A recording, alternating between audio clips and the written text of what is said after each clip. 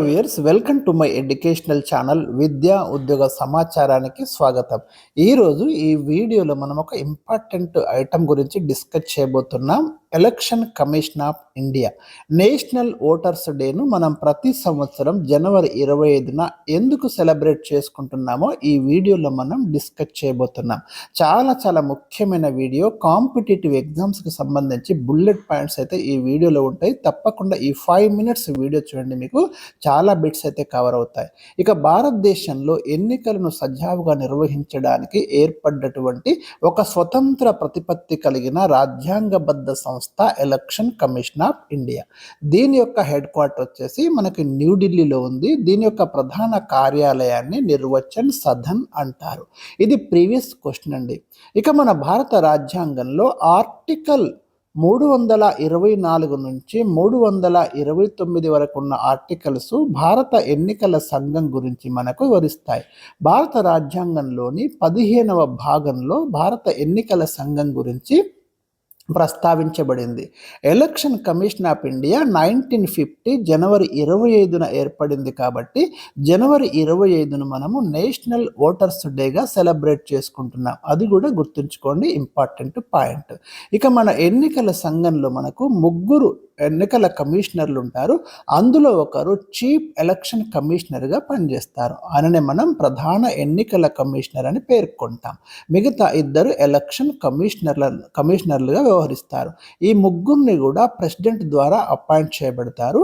ఇందులో chief election కమిషనర్ని తొలగించాలంటే supreme court న్యాయమూర్తిని తొలగించే విధానంలోనే చీఫ్ ఎలక్షన్ కమిషనర్ని అయితే తొలగించాల్సి ఉంటుంది. మిగతా 2 ఎన్నికల కమిషనర్లను మాత్రము చీఫ్ ఎలక్షన్ కమిషనర్ యొక్క రికమెండేషన్స్ మేరకు ప్రెసిడెంట్ తొలగిస్తాడు. సో ఇది కూడా గుర్తుంచుకోండి. ఇక భారతదేశంలో ఎన్నికల సంఘం యొక్క మొట్టమొదటి సిఈసిగా పనిచేసింది ఎవరు అనే ప్రశ్న అడుగుతాడు. ఫస్ట్ చీఫ్ ఎలక్షన్ కమిషనర్ ఇండియాలో సుకుమార్ సేన్ అండి. మొట్టమొదట చీఫ్ ఎలక్షన్ కమిషనర్గా పనిచేసిన మహిళ ఎవరు అంటాడు. విఎస్ రమాదేవి అని గుర్తుంచుకోండి. ఇక వీరి పదవీ కాలం వచ్చేసి మనకు 6 years లేదా 65 years ఏజ్ వచ్చేంత వరకు అయితే వీళ్ళు ఏదైతే అది మనకి ఇక్కడ వీరి యొక్క పదవీ కాలం అనేది మనకి అంటే భారత రాజ్యాంగం ప్రకారం నిర్దేశించబడింది. అది కూడా గుర్తుంచుకోండి. ఇక మన భారతదేశంలో ఆర్టికల్ 326 ఉంది కదా, ఇది చాలా ఇంపార్టెంట్ ఆర్టికల్. భారతదేశంలో 18 years నిండిన ప్రతి పౌరుడికి కూడా మన భారత రాజ్యాంగం అయితే ఓటు హక్కును కల్పించింది. ఆర్టికల్ 326 అది ఇంపార్టెంట్ ఆర్టికల్. భారత రాజ్యాంగం ప్రకారము ఈ ఆర్టికల్ ప్రకారమే 18 సంవత్సరాల నిన్న ప్రతి ఒక్కరికి సార్వత్రిక వయోజన ఓటు హక్కును కల్పించినాం. మనకు ఇప్పుడు ఓటు వేయాలంటే కనీస ఏజ్ అనేది 18 years ఉంది కదా, అంతకు ముందు ఇది మనకి 21 yearsగా ఉండేది. కానీ 1988లో జరిగిన 61వ రాజ్యాంగ సవరణ ద్వారా ఓటింగ్ ఏజ్ని 21 నుంచి 18 yearsకి అయితే రెడ్యూస్ చేయడం అనేది జరిగింది. ఇది కూడా మీరు గుర్తుంచుకోండి.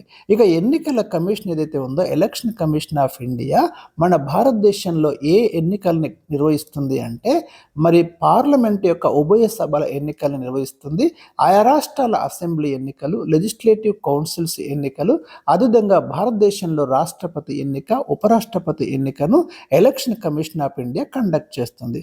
అదేవిధంగా లోకల్ బాడీస్ కానివ్వండి, పంచాయతీరాజ్ ఎన్నికలను ఆయా రాష్ట్రాల యొక్క రాష్ట్ర ఎన్నికల సంఘాలు మాత్రమే నిర్వహిస్తాయి. సో ఇది మన భారత రాజ్యాంగబద్ధమైనటువంటి ఎలక్షన్ కమిషన్ ఆఫ్ ఇండియాకు సంబంధించిన సమాచారము.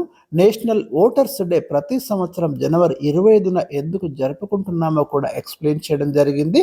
భారత రాజ్యాంగంలోని 15వ భాగం ఎలక్షన్ కమిషన్ ఆఫ్ ఇండియా గురించి వివరిస్తుంది. ఎలక్షన్ కమిషన్ ఆఫ్ ఇండియా యొక్క హెడ్ క్వార్టర్ గురించి చెప్పాను. సో మొత్తం మీద ఇంపార్టెంట్ బుల్లెట్ పాయింట్స్ అన్నీ కూడా ఈ వీడియోలను కవర్ చేయడం జరిగింది. ఇలాంటి ఇంట్రెస్టింగ్ సమాచారం కోసం మన ఛానల్ని అయితే తప్పకుండా సబ్స్క్రైబ్ చేసుకోండి. కాంపిటేటివ్ ఎగ్జామ్స్కి సంబంధించిన తాజా updates, general knowledge, current affairs, career guidance, job opportunities ప్రతిదీ కూడా మన ఛానల్లో మీకు అందుబాటులో ఉంటాయి. Thank you for watching.